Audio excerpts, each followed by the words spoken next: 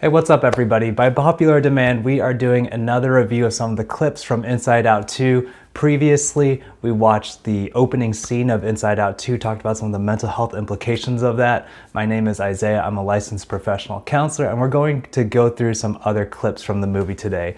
Now, as I did tell you all in the comments, I no longer have a Disney Plus subscription, so what we're working with is some of the clips that are publicly available on YouTube. Hopefully that doesn't lead to more copyright issues. I had a lot of trouble with Disney claiming a lot of stuff from the last video, understandably because I am using clips from their movie. But that being the case, we've got 3 scenes to review today, 2 short ones and 1 longer one. One is the iconic panic attack scene, which is super important for us to talk about, so I'm glad to be able to review that today, and I'm glad that that's still available on YouTube. So make sure you do like and subscribe, help us continue to make more content like this. Let's dive into the clips. I'm anxiety. I'm one of Riley's new emotions, and we are just super jazzed to be here.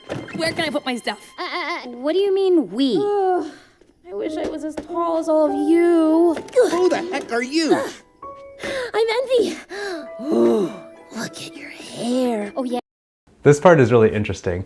So within the IFS model, which Inside Out drew a lot of its inspiration from, all of our emotions, or parts if you want to call them that, are trying to do something that benefits us. They're protecting us, they're guarding us, they're doing something that's supposed to be adaptive, and where we get symptoms is when those parts are maybe a little too inflexible, a little too rigid in the way that they respond to perceived threats, and you'll see that that causes the main conflict in both the first movie and in the second movie.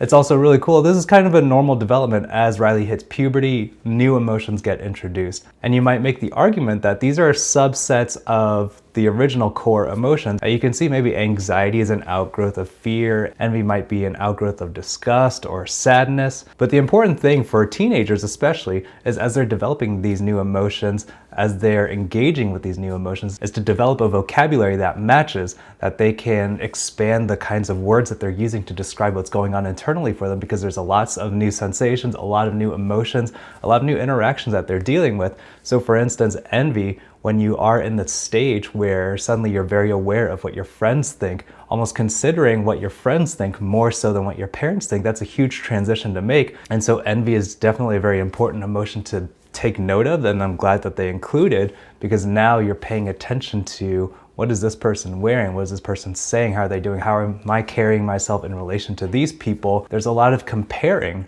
done within that stage of development. And so I'm glad that they included it. Let's see what else they included. Yeah, not happening. Okay, who's this guy? What's your name, big fella? That's embarrassment. He's not really big on eye contact or talking, but he's a really sweet guy. Well, welcome to headquarters, embarrassment. Oh, we're doing a fit. No. Oh, nope, going high. Oh, you got a real sweaty palm there, buddy. Embarrassment's such a great one to have in there. Just loving the character as a whole, that he doesn't ever hardly say anything, but he's so expressive in the way that he responds to the awkward moments. And as a teenager, there are going to be awkward moments. I try to normalize that for any teenage clients that I have, and kind of put that into context. And it's very hard for them to understand because, again, they're very aware of what their peers think of them or what they think their peers think of them. And so yeah, little awkward moments like missing the fist bump or the high five or whatever do feel really threatening, and they want to hide away sometimes. And I'm glad that they included that emotion as part of Riley's psyche for this movie. What emotion was that? That's ennui. On what? Ennui.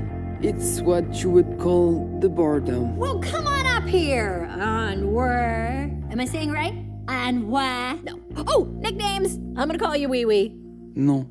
That's a good one. Just sometimes teenagers are too cool for everybody around them, and that happens too. But again, what I think Inside Out 2 does really well is being able to talk about different emotions, develop some vocabulary, and it's been great just to be able to reference this movie and the previous movie so that some of my clients can grasp onto, how some of the colors represent different shapes of their emotions, and how they can engage with their emotions in a more solid and tangible way by referring to some of these characters rather than just trying to do the abstract thinking of, oh, what does this emotion feel like? Or what is this experience like for me? So that's been super helpful, and I'm glad that they expanded the cast this time to include a wider range of emotions, mirroring Riley's development as going from childhood to a teenager. All right, so we're gonna skip over into the panic attack scene, and that's a really key one that I wanna touch on for sure. So let's dig into that now.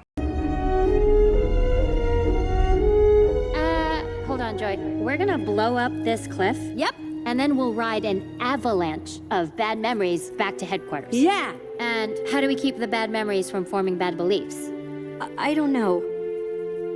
Okay, first of all, just thinking that avalanche of bad memories riding into what leads into a panic attack, a lot of that kind of fits. I've had clients talk to me about how they feel very out of control, and the idea of an avalanche actually fits really well, where there's just so much emotion, so many thoughts and memories, and so much fear that things feel out of control. Clients might feel like they're going crazy or that it's never gonna end. So the idea of an avalanche of all of these memories and thoughts is actually pretty fitting for what's leading up to this panic attack.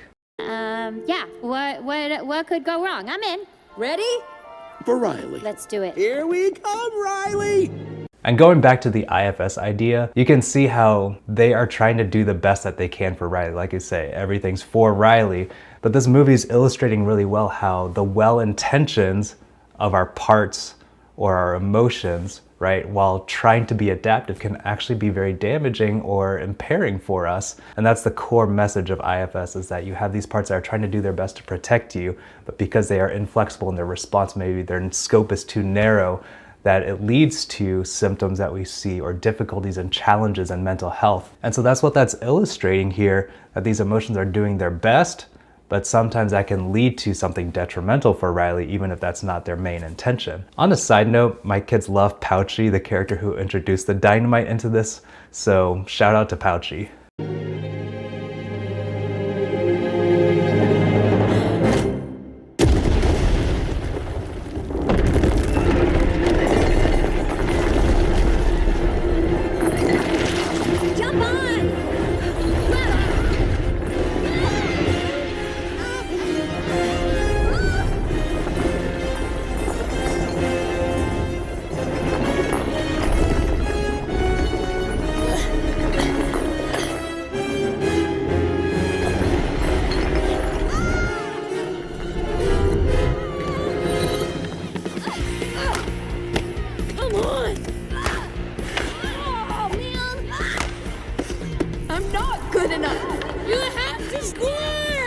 So I think that was the core belief that was lighting up inside of Riley's brain, and that refrain of "I'm not good enough."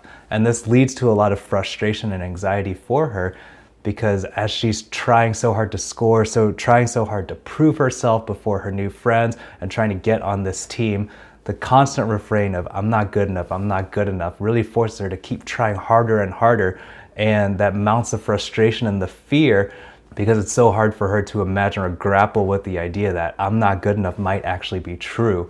I run into this kind of belief a lot with my clients, and it just leads them to keep working harder, trying to do more, burning themselves out, when nobody has expressly asked them to do that except for their own demands upon themselves because of this constant messaging in their mind, "I'm not good enough." And so it's really important for us as therapists or as clients to be able to put that thought out there in the open, to know, hey, this is what I'm telling myself, and that's what's leading me to be so anxious about my performance, about trying harder, about always doing more, always doing things for everybody else. And what's really counterintuitive is that if we can recognize that thought, engage with the emotion that that brings up, and be able to let that go, that's when our performance, our mental health can actually improve. Instead of trying so hard and working so hard, we can allow ourselves to engage with that emotion. A lot of that comes through acceptance and commitment therapy as well, where if we don't accept that we're having these thoughts and we just try harder to prove it wrong or push it out of the way, those thoughts actually come back harder, and we'll see that it actually leads to that sense of panic and that sense of helplessness later on. Instead, we can accept that we're feeling that way, accept that we're thinking that way, and that gives us the freedom to be able to do something different with it.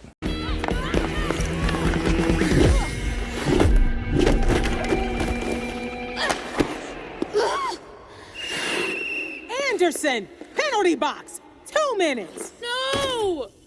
Grace, are you okay? We heard Grace! It all happened so fast, I didn't even see her! Wow, and this is really crazy how they animate her starting to breathe faster.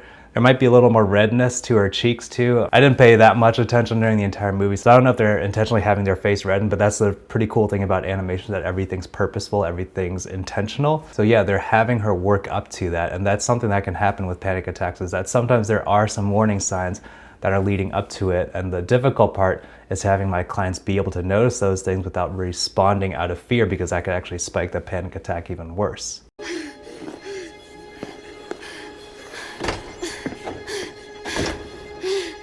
Not good enough. Oh no, what did I do? Something that's really cool is also you can see in the animation how she's staring blankly into space, that her mind is not all there anymore. She's not present with the moment. She's frantically going in her mind. She's in her head right now, spinning through this thought of I'm not good enough, and that's continuing to build up and show up in the way that her body's responding, with her eyes, with her face, with her breathing. No, no. I can fix it, I can fix it. Ooh, that message, I know I'm pausing a lot, but the I can fix it, yeah, that's the thing. When we're in anxious mode or when we're in panic attack mode, we're trying to control it. And the harder that we try to fight to control things, the more out of control we feel. It's super counterintuitive, but let's keep going and see how she responds.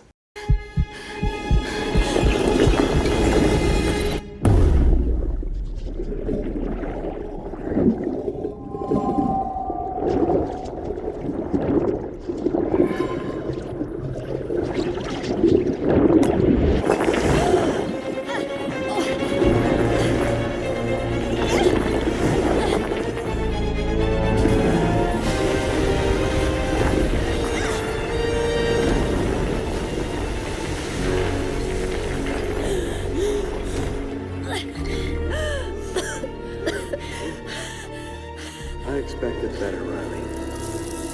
What? No! Come on.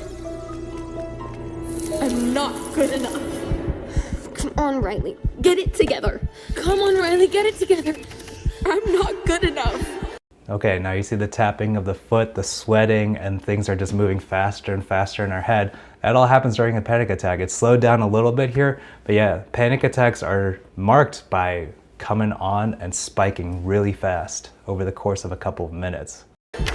You have to score, Riley, or this will all have been for nothing. Anxiety, you're putting too much pressure on her. Ooh, that's also really key. Anxiety, you're putting too much pressure on her.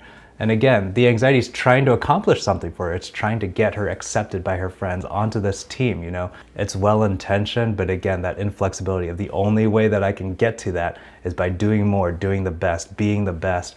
And the more that feels unattainable for her, the more out of control she's feeling, and she's trying to press every button, trying to do everything.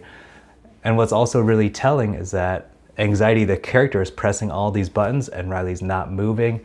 It's only showing up in these involuntary responses, the breathing, the sweating, the tapping of the feet, and the heart beating faster.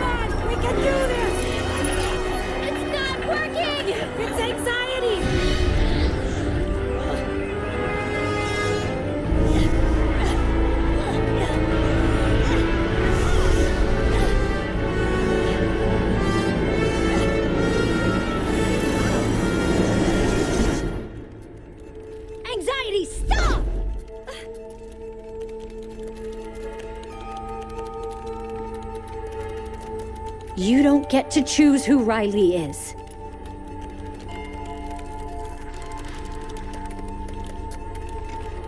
Anxiety?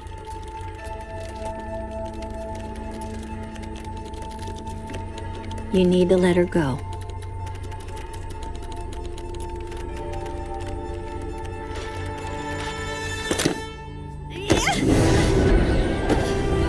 Wow, first of all, what an amazing visual depiction of what a panic attack looks like. A lot of my clients have referenced this movie as really summing up like what that feels like, where everything seems to move so fast but you're still feeling frozen, like you can't do anything. And it's also very cool how they have Joy, who's normally the exuberant, fast speaking, loud one, quiet her voice, calm down, make eye contact, and really talk to this anxiety character instead of speaking past them like Joy seems to have a tendency of doing.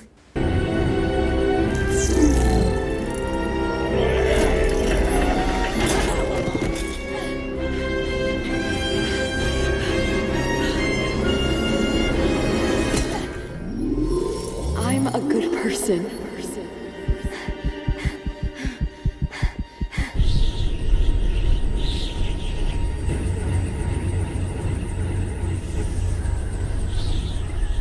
Joy, I'm sorry.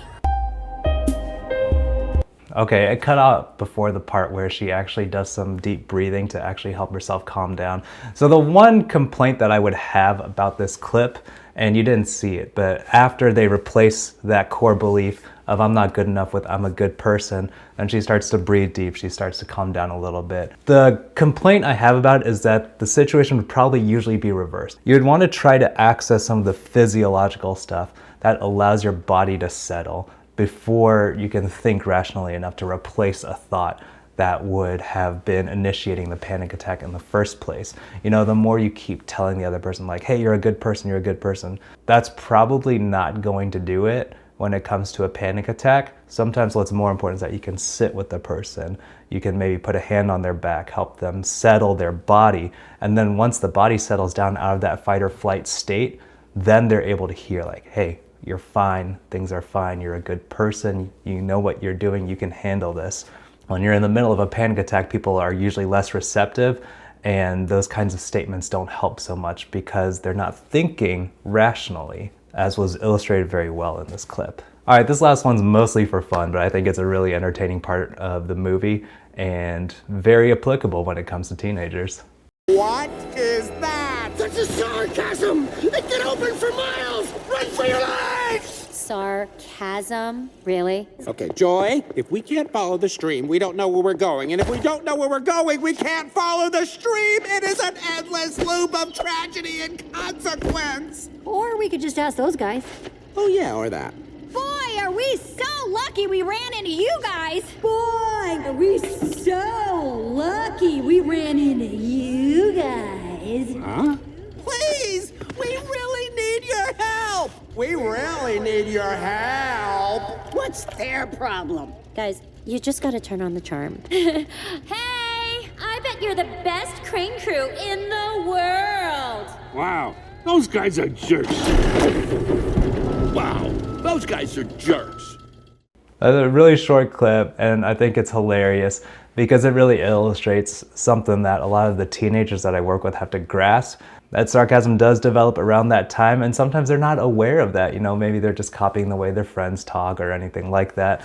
And what happens is that, yeah, tone, attitude, all kind of matter. And it's hard to sum up, it's hard to explain, like, why is this bothering people so much? Why is it that when I say these things, it's well-intentioned, but like people are taking it the wrong way, or I'm just saying something and my parents are getting upset with me? This movie, I think, has a really helpful illustration for one of those things that is portrayed in a funny light, but can actually lead to a lot of communication problems for the teenagers that I work with. And so having this clip handy is helpful for like, hey, you can be saying the right things and it could be taken the wrong way. So let's watch how we express ourselves, whether it's through eye contact or eye rolling, hand gestures or tone. All of those things are super important when it comes to communication.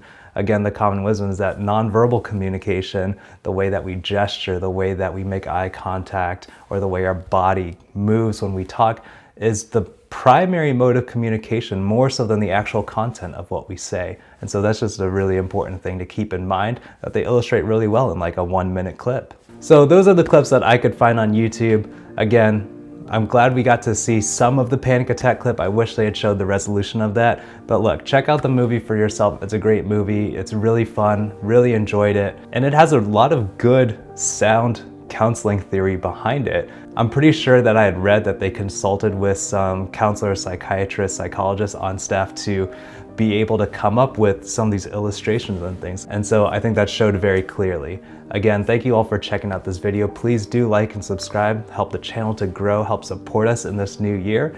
Thank you all for watching this video. I'll see you all next time.